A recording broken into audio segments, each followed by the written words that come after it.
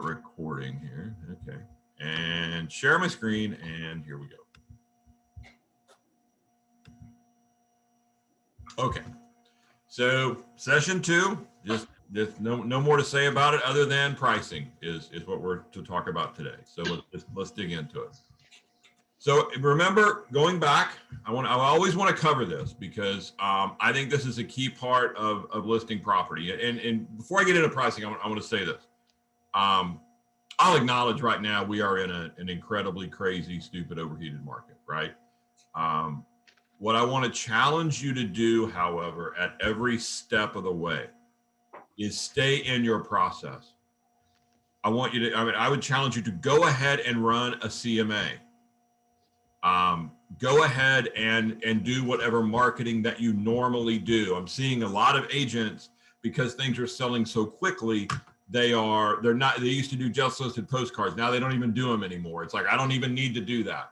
You need to do that from a long-term viability marketing strategy. You should always just stay with your process, regardless of how the market is, right? Regardless of whether it's overheated like it is now, or 2008 to 11 when nobody wanted listings. Now everybody wants listings. So anyway, basic premise, all listings are in 1 of 3 positions. Asking price is above market value. Again, we're in that kind of a market right now. I mean, I think we would all acknowledge that, wow, these things are maybe not worth what people are paying for them. I don't know if you've seen the little TikTok deal that's out there. The guy selling the Apple, which is just hilarious, but very accurate on where we are. So then we have market value and asking price being in harmony with each other. Obviously, 2008 to 11, we had market value and asking price being below. And as I said last week, we're somewhere in between historical data and active. Okay. What I want to stress to you is you should run your numbers the same way every time, regardless of market. The presentation might change based on these external factors that we have going on. And again, where's your current inventory and why is that? And if you have something that's not selling in this market, I think we could just pretty well say we got it priced too high, right? I mean, it's just a fact. So I want to cover, and I kind of alluded to this last week, but I want to cover a few of what I think are the laws or the rules of real estate and the overall driving forces that drive a real estate market that we understand, but our clients don't. We do this every day. Y'all do this every day. You're in the market every day. A seller only does this 4 or 5 times in their life. And a marketplace can move. I mean, this marketplace right now is actually different than the marketplace was 12 months ago, which was massively different than the marketplace was 4 years ago, which was the complete reverse of 8 or 9 years ago. And so the marketplace is always fluid. So here's the first, I'm going to lay out just a few of my, what I call laws. I know that's a strong word, but I kind of think they are laws. Buyers start the process in a very pragmatic way every time. When they purchase, they become emotional. But at the very first level, it is geographic area and a baseline of physical features. I need this many bedrooms, this many bedrooms. I want it in this part of town. Sellers, however, are on the opposite side of the equation. They start out very emotionally. This is my home. What do you mean they don't like my home? Right? Then they become pragmatic over time if we have a market time. So just very simply, let me say this to you. This is why, as a general rule, when we sell a property very, very quickly, both parties are operating from emotions, and it's a great transaction. When you get a pragmatic person in a transaction, it might get ugly. When you get 2 pragmatic people, it's going to be ugly, right? So the walk and talk of the pragmatic seller, if you will, is when the seller goes, do they not realize I've dropped the price $40,000? I will do no repairs. As opposed to, this has been so awesome. Sure, let's just fix what they're asking for, okay? So just remember, clients are coming at this from 2 different aspects. Number 2, buyers draw a baseline of physical features and they won't go below it. This plays out to me in actual pricing and in running of the CMA, okay? It plays very well when we're dealing with a seller if we're comparing like to like. Thirdly, most buyers actually, and we're seeing this now, don't care what the final sales price is. They care about down payment and monthly payment. We live in, like it or not, a payment-driven economy at this point. Everything is based on payments. There's not a lot of cash. Now, in this, again, I frame everything in this right now. In this market, there's supposedly a lot of cash. I think things are being presented as cash. I think there's actually financing going on behind the scenes in a lot of these cases. But as a general rule, we are a payment-driven economy, and that frames pricing, and it frames a lot of some of the strategies that we want to lay out for sellers. Law number 4 is ratio, because buyers don't really care what the sales price is. In every market, property brings 96 to 98% of listed price. Nationally, last year, or nationally in 2019, it was actually 99%. I have a feeling in 2021 it's going to be 100 and whatever percent. We're actually going to, for the first time ever, that somebody said to me the other day, said, I've never seen it like this. I'm like, because it's never been like this. But I think nationally we may see sales prices over asking. Law number 5 is time. And it simply says time is not a seller's friend. Sellers start to lose their control levers the longer they're on the market. Now, we know this, right? But how many times have we had a seller say, hey, I'm not in a hurry, right? I don't have to sell this. I'm not in a hurry. So oddly, they tend to think that, that they get in a better position over time. And we want to make sure that we show them statistically why that is not true when we're going through pricing. And the reality is, you guys deal with brand new inventory, not old inventory. I just listened to it just a second ago. When Mark said he had 3 new listings coming up, right? And it's like, wait a minute, I might have a buyer for that. What do you got coming up? That is one of the rules of this, right? We deal with the new things. This is why price reductions are such a tough deal, because a lot of agents never go back to see if anybody's dropped the price. They just deal with the new inventory that comes up. Law number 6 is expectations. The condition of a home needs to be at the market. Buyers will not pay extra money for features they do not expect. The seller will try to tag a value on these extra things they did, but if it's not part of the buyer's baseline, it has no value at the first level. And I'll get into that more deeply here in a minute. Law number 7 is what I call the law of the bracket. People buy in price brackets. You can run your own numbers in your market. This will come screaming off the page at you. Granted, there aren't any houses under 100,000, but you'll see that if there were, they bring in $5,000 brackets. They sell in 5s. 100 to 200 is 10s. 2 to 3 is 25s. Over 3 is 50. Over $1 million is hundreds, right? If you run some stats, you'll see this. Property rarely breaks out of its price bracket when it sells. So the game becomes, we have to make sure that all of our listings are the best house in that bracket. And I would challenge you to just, if you've never done this analysis before, just run just run a one-line CMA, and you'll see this correlation almost immediately. And it's one of the key correlations we want to show a seller. Number 8 is cream. It just means cream rises, right? I mean, people have said for years, craziest thing, I had this listing and nobody wanted it, and then all of a sudden everybody wanted it. Isn't that weird? And I'm like, no, that's not weird. That just means that everything that was better than that in that bracket is gone, and now you've risen to the top. And that's a good thing and a bad thing, because the marketplace moves around every day. Law number 9 is who is helping who. Simply says, when you put a listing on the market, either the marketplace is going to help us sell your listing because you have a better property than the others in the bracket, or the cold reality is we're helping somebody else sell theirs. Law number 10, and I think I would call this the mother of all laws. If you don't get anything out of these 3 sessions, I think this should go in everybody's listing presentation, what I'm about to show you. Every house that sells every single solitary time goes through 3 levels of the marketplace. All we are really playing with is how long it takes these properties to go through these 3 levels. And the first level is agent excitement. Okay. Mark, if when you had mentioned those 3 listings earlier, if you had thrown out a price that everyone else on this Zoom meeting today thought was wacky, crazy, no way, you wouldn't have had agent excitement. If we don't get agents excited, they're not bringing their buyers through, right? What we don't and we understand this, but I don't know, I'm weird. I analyze stuff a lot. Y'all have massive leverage and control in a marketplace. Agents manipulate the market on a regular basis, just in hallway conversation, right?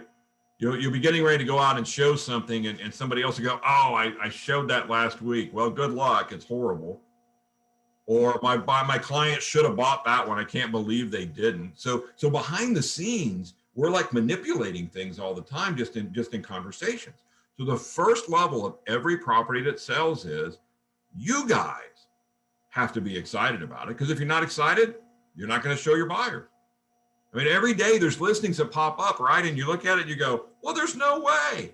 There is no way a house in that location is ever going to bring that much money. And so you don't even call your buyer. The second level is we get buyers in great numbers because the agents were excited that you guys call your buyers, right?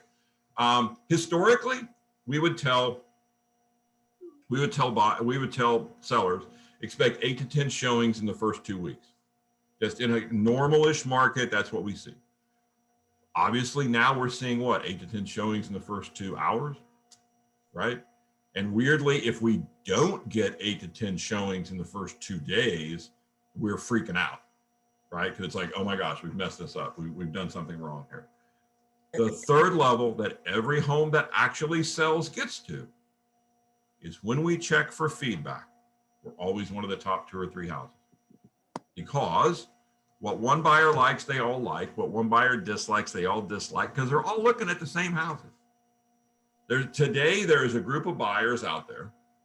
Every day is like this in real estate. There's a group of buyers looking for baseline physical features in a geographic location. They've probably seen everything, or in the world that we're in now, they've missed out. They've been in bidding wars. And they're waiting for new houses to come on the market. So your new property gets introduced. The agents get excited about it because I have a buyer for this. They beat a path to the door. And when we check for that feedback, we're always one of the top 2 or 3. Because we're all looking at the same houses. I mean, literally, we could put people in buses, and actually in the downturn in Las Vegas, they did this. But you could put people in buses and just say, this bus is going to this part of town today in this price range. All the buyers for that particular area just go get on the bus. And we're going to just take you all to the houses. I mean, we're doing this at some level organically now. And here's the deal. If you see a house that you like, stay there, and we'll have an agent meet you there. And what would happen is everyone would be at the same houses, and other houses, people would get right back, and nobody would stay, right? And then that would tell the seller that your value's not right. Something's not right in the marketplace. Law number 11 is control. Real estate is all about control. In every real estate transaction, someone has more control than the other. It's not a level playing field. A seller has 5 ways of getting in control of a transaction. They get in control by time on market, obviously meaning the lower the time on market, the more control they have. They get in control by the price, how easy it is for you guys to get into it, the condition of the property and the terms. A buyer only has 2 control levers: how long the house has been on the market and the condition of the property. Price is really not a control lever for a buyer, because they're going to buy the best one they can find. If you've noticed, buyers, even before this overheated thing we're in, buyers really stopped making low offers. That goes back to the fact that it was payment driven. So if a seller has 5 control levers and a buyer has 2, who's in control of most real estate transactions? Sellers. They have more ways of getting there. I'll add on to that. If you want to have great control of your real estate career, which side of the equation ultimately should we be working on? It's the seller side. There's just more organic ways to control things when you're a seller. All right. So that's 11 of the laws. There's actually 28 of them. At some point, I'll run through the rest of them with you maybe. So we covered the whole expectation dialogue in the very beginning. And we ended that, if you'll remember, with I've asked you what you expect from me and what I have the right to expect from you. By the way, I have my own list, right? Remember that dialogue. I would love to be the person that lists your house. So let's change gears for a second. Let's talk about the value of your house in today's market.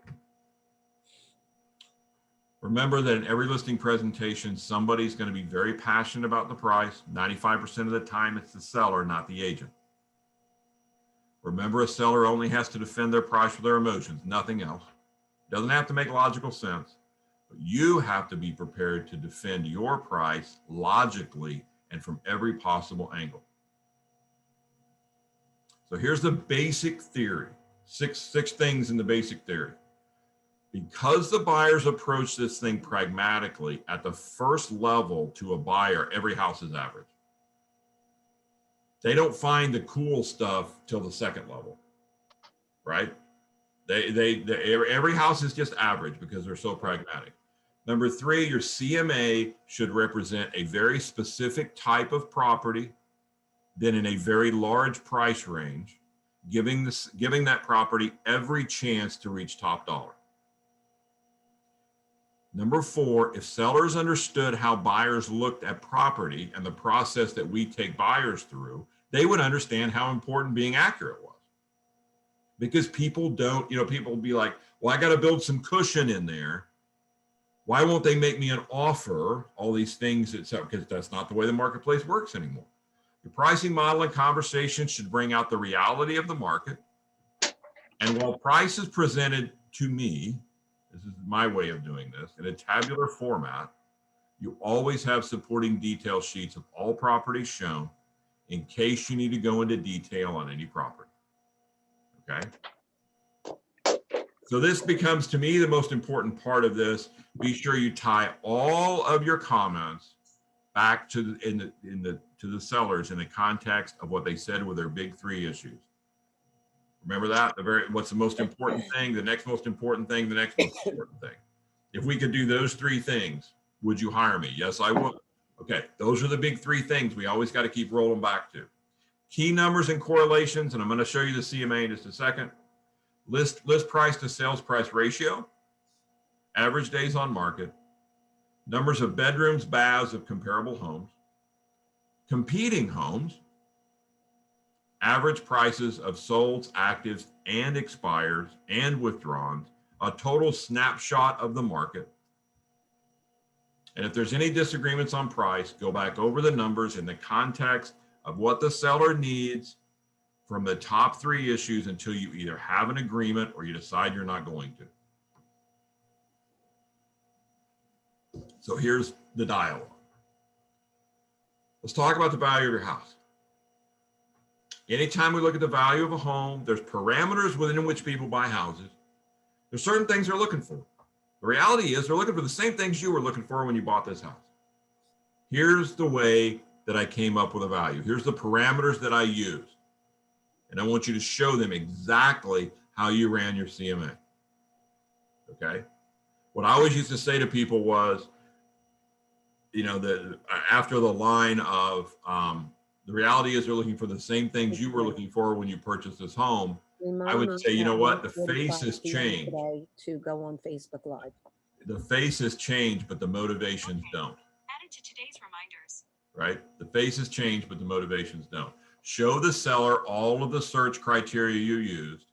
I would contend that you make up a criteria sheet, okay, that shows people exactly how you ran the numbers. Because then the dialogue becomes, every house that I'm about to show you is a 3-bedroom, just like yours.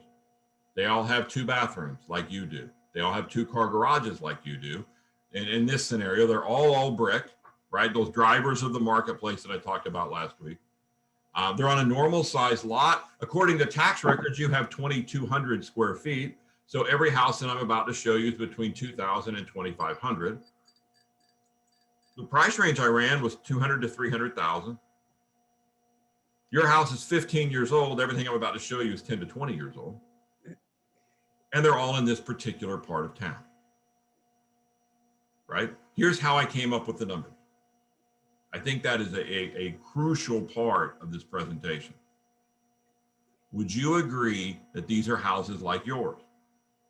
Would you agree that your house would fit within this criteria?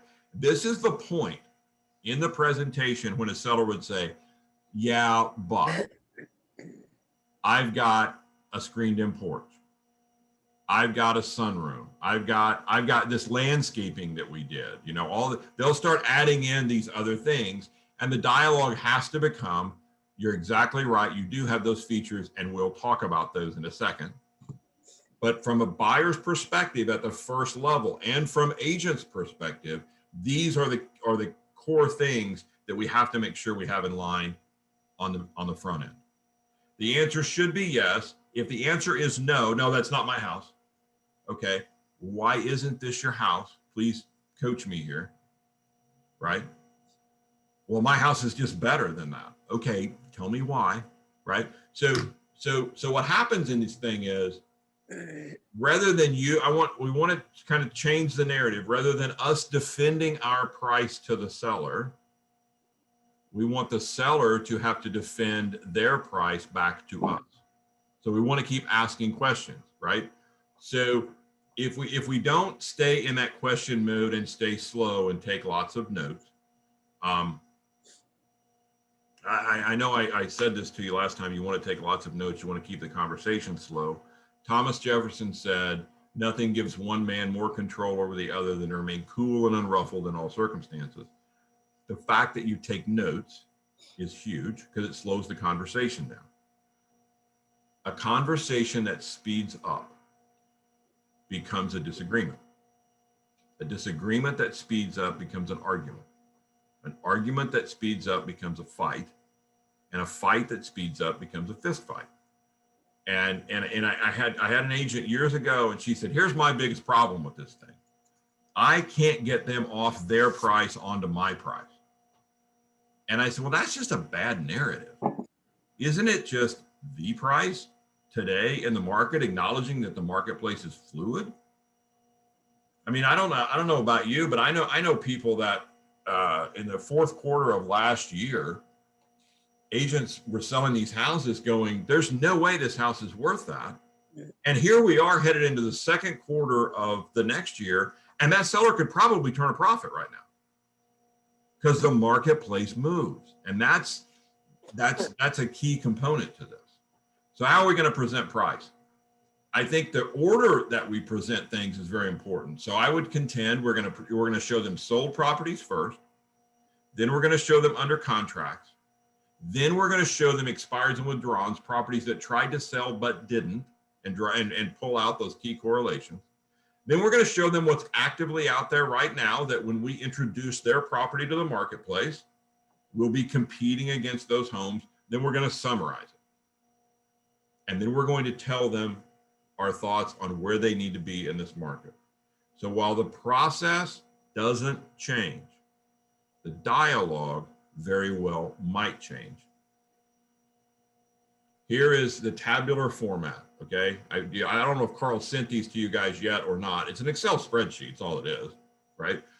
So in a competitive environment, what I learned, and what is still true today, is a lot of agents are walking in with a lot of papers. And it's a lot of detail sheets, and like this one brought this, and this one brought that. And what a seller has a hard time with is they can't get context. So this format gives a seller context. Here's the key things that you got to cover with them. Number one is the original price of these houses. Because if you'll go back, you'll start to see, in most cases, there's no adjustment, but in some cases there is, right? So here's the original price when they first put it on the market. Here's the asking price when it actually sold, and here's what it sold for. All right, so I want you to show them three prices if there's three. If it's just asking price and selling price, obviously original price is the same thing, okay? Then we want to focus in on, here's what it was priced at when it actually sold. We want it, okay, so the next column over this, percentage AP, that is percentage of asking price. And you want to calculate that for every property that you show them. So we want to start showing them that there's very little negotiation that goes on when we sell a house. Then we have days on market. And if you stick with this, what you'll discover is there is almost always a correlation between how small the days on market are and how close together list price and sales price are going to be. And this is framed in, so remember that time when you sold your house and you said it was a great experience. Actually, that's the way the market works. So we want to recreate that again. Then of course, obviously we have the next column is the date that they closed, the numbers of bedrooms, bathrooms, and garages.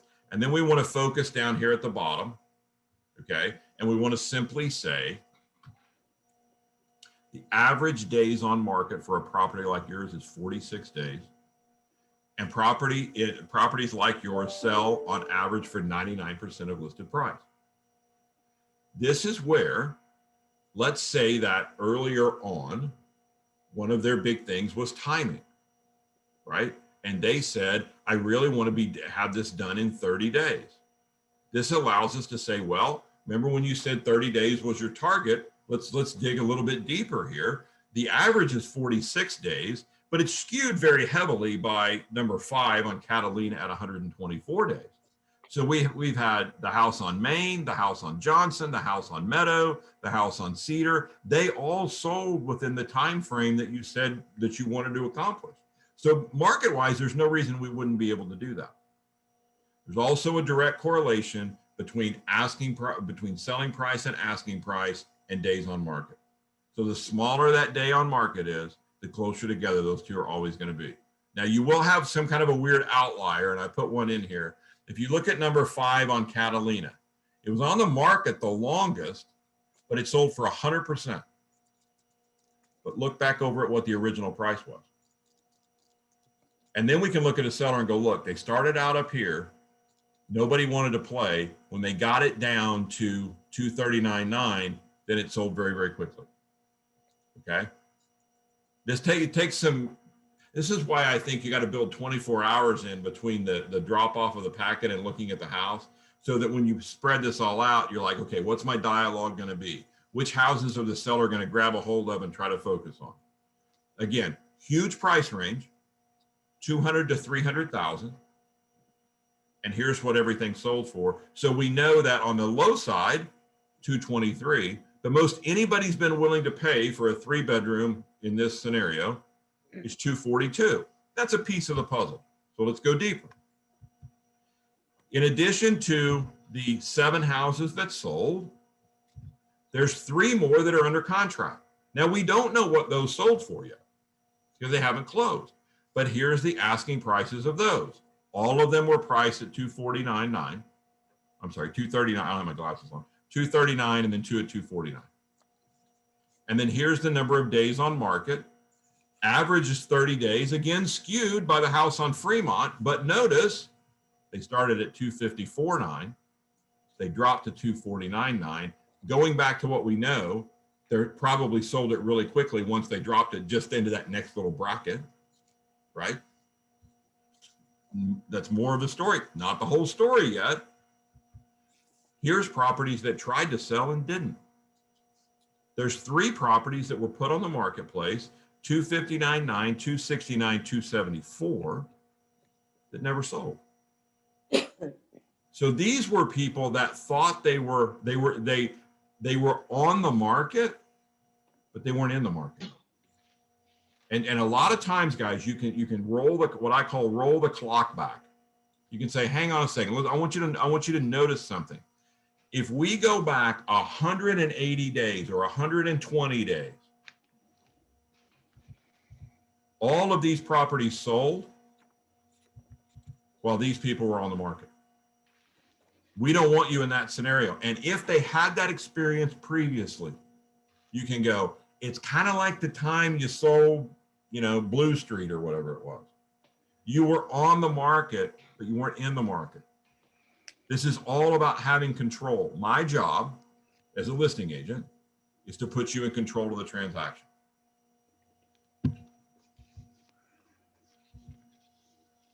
The average days on market for the expired withdrawals 130 days. So we know we're selling houses in an average of 46 days. And then here's these people that thought they were going to get something done. And it's just a shame. I mean, and honestly, it's how I feel. I feel sorry for people like this because they're doing everything probably that the listing agent asked them to. They're leaving, they're cleaning, they're doing all, they don't have a chance.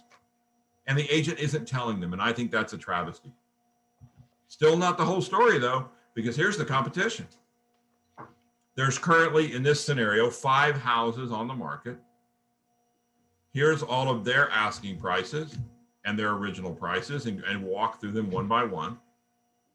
And then go over here to the days on market, right? So we have competition of 5 homes, but we really only probably have competition of 3 homes, number 2, 3, and 5, because the other ones are already outside the window of how long it takes to sell a house like yours. Now, if you really want to ramp this up and really have this, it's like, and by the way, I've gone into, in between our yesterday and today, whatever the appointments are, I've been in Smith and Johnson and Holland, and then you can sometimes drill it down and go, so let me just dial right into this. Smith is incredibly strong competition. That's really who we're competing against. So we have to position your property from a price standpoint, from a staging standpoint, from a marketing standpoint, so that we make sure that we're a better house than the Smith house. Now, guys, the reality is in this market right now, while I still believe you should do the CMA this way, Carl asked me before you guys got on, is it like throwing a dart? Right now, yeah, kind of. I wouldn't walk out of a presentation, honestly, unless somebody was just totally crazy. And so the dialogue switches in a market like this, not based so much on historical sales, although you need to show people historical sales. The dialogue switches to what's out there on the market. These are all on the market an average of 68 days, again, skewed by the 130 day. And then we just sum everything up. We've had 7 houses that have sold. They sold for an average of 236.2. We have 5 on the market right now at 249.4. 3 expired or withdrawals at 268. And maybe early on they said, you know, we really want 275 for our house. This is where you get to say, I wish I could tell you the house was going to bring it, but no one has, right?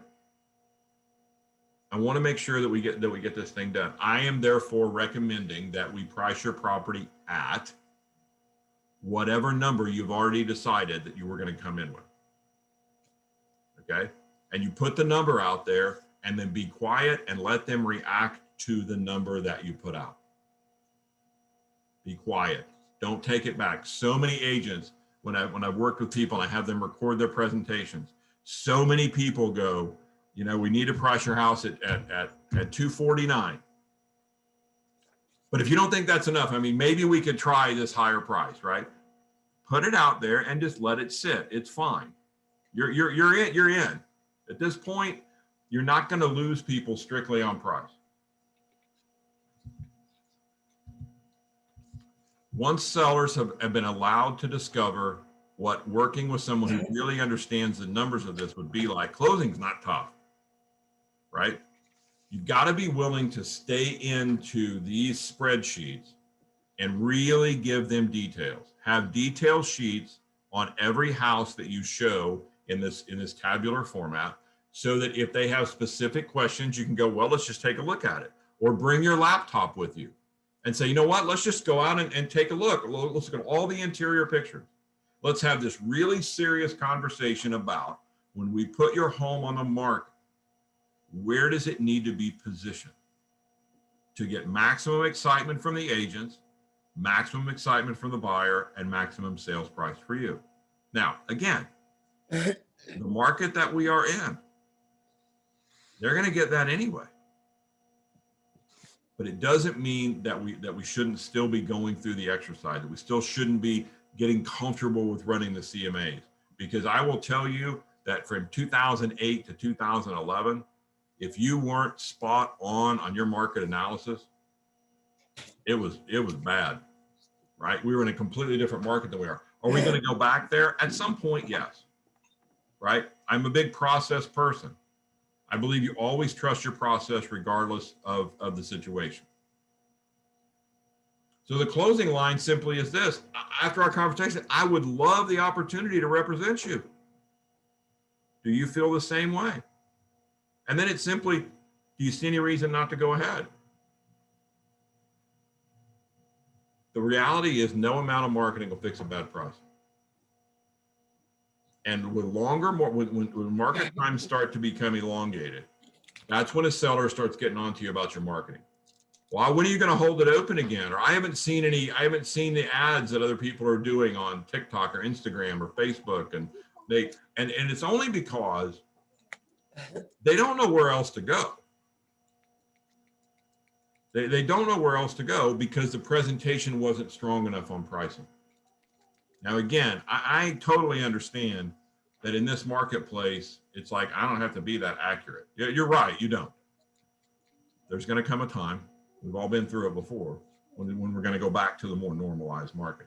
And what's going to happen is, I think, pretty confident of this.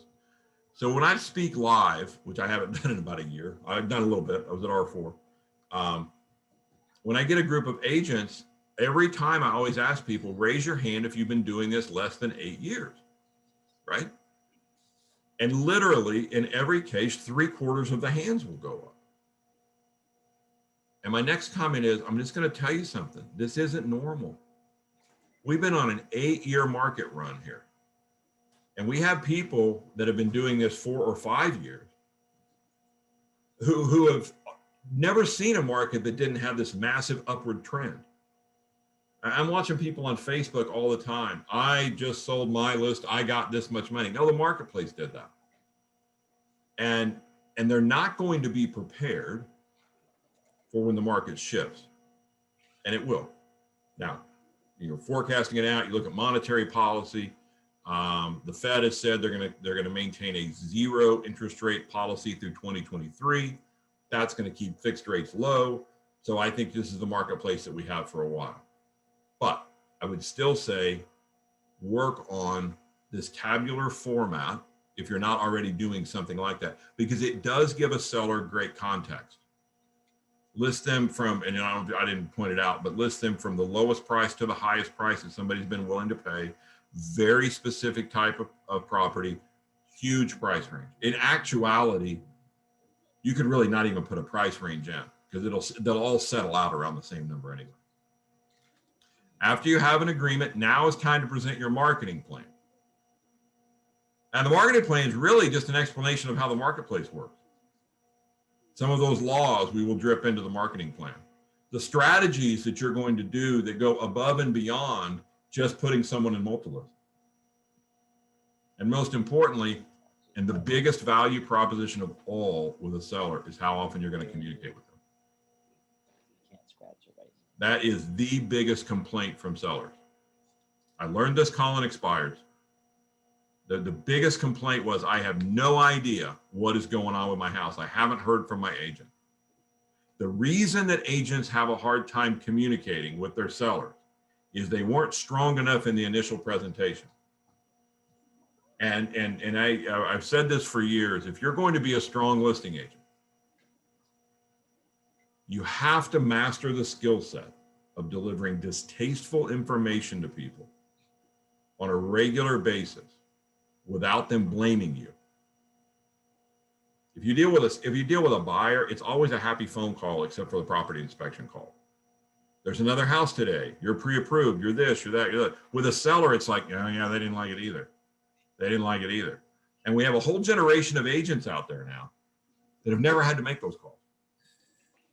And I just want everybody to be armed and ready regardless. So communication is absolutely the most important value proposition, which we are going to cover next week. Okay. So I will now open it up for any specific questions you may or may not have. Here, just a second. How many of you are using, oh yeah, Mark, go. Your thoughts on Toolkit CMA? I like it. It's easy, it's comfortable, but no spreadsheets per se like you have. I like it. It's easy. It's comfortable. I agree with you. I would ask you to test this out because it really does give a seller this snapshot of the marketplace. And it gets confusing for sellers when we're laying out various pieces of information. You'll also notice, and I don't know, what kind of pricing strategy specifically everybody uses. You'll notice there's no reference on here anywhere to price per square foot. I believe if number one, if you're ever competing against someone and that's their pricing strategy, call me because we can blow so many holes in that, it's incredible. And I think it's the most inaccurate way to value property. And I would never show price per square foot to a seller. It's the number that they want to focus in on, if it's even on the sheet anywhere. And I haven't worked in Toolkit in a long time. Does it show a price per square foot? I'd have to double check. I'm not sure. If it does, I would try to eliminate that. Okay. I don't believe it does. Yeah, I know. A lot of agents are still walking in with just the MLS, like an MLS one-line CMA form. And it has all this extraneous information that just doesn't matter. And so I think you have to strip all of that out. We want a really clean, nice presentation. So, any other questions? Okay. Did Carl already, I don't know if he's already sent them to you or not. Did he already send you the spreadsheets? Do you have them yet? Don't have them yet? Okay, he has them. So I'm sure he's probably going to wait until I send the recording to him, and then you'll get these spreadsheets. They're all editable Excel spreadsheets. All you have to do is click on the box and put the information in. Okay, there's plenty of room in there for you to do it. It will automatically tabulate down at the bottom, average days on market and percentage of list price to sales price. All those calculations will just happen when you do it. Okay, when you put them in. You can mess with it. You can put your logo up on it or whatever. But I think if you'll play around with this, you'll find out. I have a client in Houston, Texas, that really got on this, and she's like, "This is the biggest game changer ever." Because in Houston, Texas, literally everybody does price per square foot. And she said, "I have people hiring me because of my pricing strategy." So like nobody's ever explained it to me this way before. So that's what I'll challenge you with, is to play around with this a little bit. Any other questions? I do a lot of properties that are not cookie cutter. I do a lot of rural properties, and none of them are the same. And one of the things that I have to take into consideration is acreage and that type of stuff. Do you have any? Yeah. Well, no. So we had the same. And we have a lot of that where I live. I mean, when you go 3 miles outside of town, and people are either on 3 acres, 5 acres, 7 acres, 10 acres, whatever. And so that then becomes another parameter, right? Right. And I'll just tell you how I did it, okay, or how I logicked my way through it with a seller. 1 acre, 3 acres, value-wise, not a whole lot of difference. It's a big yard. That's it. You can't really do a lot with it. You're going to mow a lot. You get to 5 acres. Now you could do a little more with it. 5 to 7 was kind of the same thing. And then over 10 to 20, and then over 20, that was kind of my categories. Because once you got over 20, it seemed to me in our market anyway, that it flipped to be as much or more about the land than it was the actual house, right? Yeah, right. So I'll give you a classic story that actually happened to me. This gentleman called me, and he said, "I want to talk to you about listing my house." Okay, so I had a radio show for 14 years. He listened to me on the radio. Anyway, I go out there, and the guy that I compete against constantly, his sign's in the yard. I didn't know he was on the market. And I walked in and I looked at the guy's house, and he had this really, really nice house on 3 acres. And I said, "I got to ask you, he's really good. What happened? And then I learned such a valuable lesson in this. And he said, I'll tell you what happened. He told me his average house sold in 45 days. And I've got what I think is an above average house, and he hadn't sold it in 45 days. And I'm firing him and I'm hiring somebody else. You have to be really careful what you say to people. Yeah. And I'm like, hey man, that's cool. All right, here's the deal. I got to go do some research.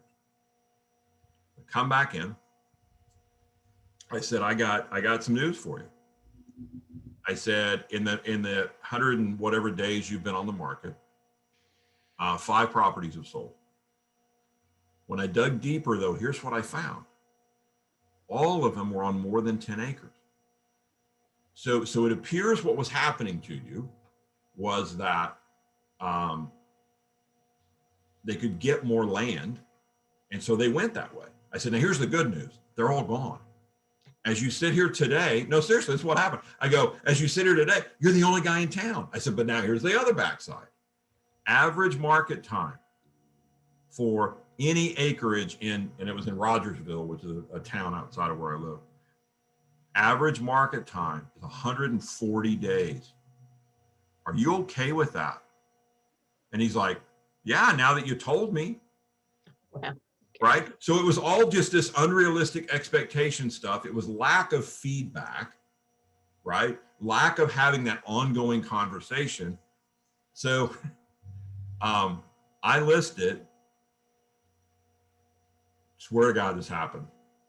The first day, this guy goes driving by and calls me and goes, I want to go take a look at that house, and he buys it. Right? It had nothing to do with what I did. I didn't drop the price. I didn't drop anything. The price was fine. Right? So that's a very long story to say suburbans are always tough, right? Acreage is always tough. Takes a little more research. But sellers really appreciate it when you can go to that depth with them and give them the snapshot of, okay, here's what happened. Here's this, here's that, right? And I just tell you, agents that you would be competing against, if you compete, and I'm very competitive. As I think I told you guys, I changed my life calling expired listings. The thing that I learned was on the front end, nobody interviews agents. Expireds always start interviewing agents. So I had to design some kind of a presentation that would work in a competitive environment, right? And that's what this came out of. Because I knew over time, I saw other people's presentations. I knew they were handing papers back and forth and the seller was confused and I don't know. And then I was like, wait a minute, let me just give you a snapshot. Let's see if this works. And it did. So that's way longer. Since I have to go back in and talk to a seller this weekend, hopefully we can get your spreadsheet sooner rather than later, because I would like to definitely use that tool on them. Listen, shoot me an email. Wayne at stfconsult.com. Wayne at STF see the field, consult.com. Okay, great. Thank you. Okay. And I'll just turn around and forward you what I sent Carl. Okay. You guys haven't gotten it. Okay. And that way you'll have it before. Yeah. Great. But yeah, I mean, is it a seller you have listed right now? Yeah. Yeah. So let's talk for, I got like 5 minutes. Let's talk. What's the deal? We're not getting any showings. So I don't think I have any agent excitement on it. Okay. Because the price is high and the acreage is small, but so I've got to go back in and redo all my numbers with them and come up with a better pricing plan or release it, one or the other, because I'll do both. So here's my question for you. How did you get there? Was it because they were pounding the table on this price, or because you really thought we could probably get this? I really thought we might be able to get it. Yeah. Because of the way the market was going and the way things were selling in the area, I thought we could get it, but we're not getting the showing. So Okay. we're not going to be able to get it. But bigger narrative here. What's the price point? 600. Okay. Is anything selling at 600 on any kind of acreage? Yes, Okay. So we're on the market. We're not in the market. correct. Okay. So I'm not telling you how, but I'm in no way telling you how to do your dialogue. What I would always do though is I'd fall on the spirit and go, we need to talk. I am so sorry. I blew it. Mhm. I got too aggressive. You got a great house. But we need to adjust. And I promised you we would have these conversations, and now's the time. And I am sorry. But we got to do this, and we got to do it now. Mhm. Mhm. Because here's what the market, one of the things, and I had this conversation with sellers all the time, right? I'm like, the marketplace is talking to us. The question is, are we going to listen? Right. And I don't have a problem having those conversations. Okay, cool. I just want to have the tools to back me up. Yeah, because there are times, right, when people always get into like the 30-day price reduction and all that crap, which I totally don't agree with. I mean, sometimes it's like an 8-day price reduction. Mhm. And sometimes it's like, well, nobody else is, even if I look in the next lowest price range, nobody's bought one of these. Mhm. So how in the world could I justify that we need to drop the price? We got to Right. just stay the course. Right. And that's this ongoing, right?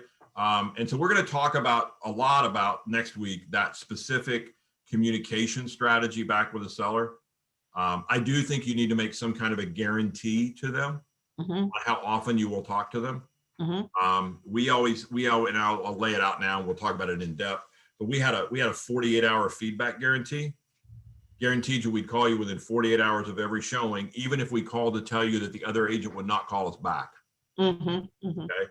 We also had a guarantee that we would talk to you once a week, even if we hadn't had a showing.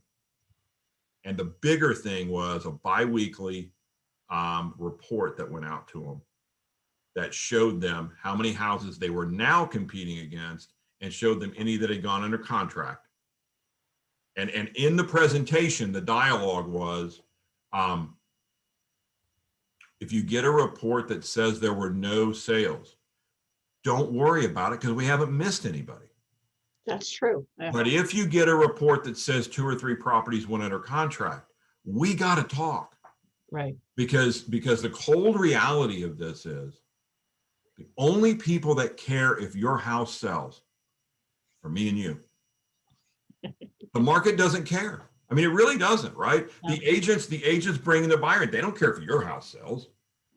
Bring them in, show mommy. We're the ones, us. So we have to have this free flow of communication. If that communication breaks down and we're not open and honest with each other, this isn't going to be good. So my job is to make sure that I give you all of that feedback. Just please don't shoot the messenger. Right. Right. Right.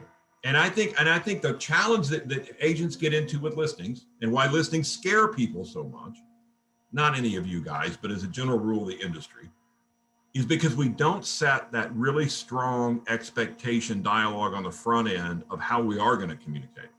Mhm. And then I didn't tell you I'd call you. I'll call you a lot. That ain't going to get it. Right. What's a lot? A lot to me, maybe every day as a seller. Right. This is that whole 3 deep thing. So anyway, we'll talk about all that next week. So, but send me that email and I'll immediately turn right around and send you what I sent Carl. Okay. Okay. Thank you. Guys, thank you so much. It's been a pleasure. Thank you, Have a Wayne. great weekend. Thank You you. too. We'll see you next Friday.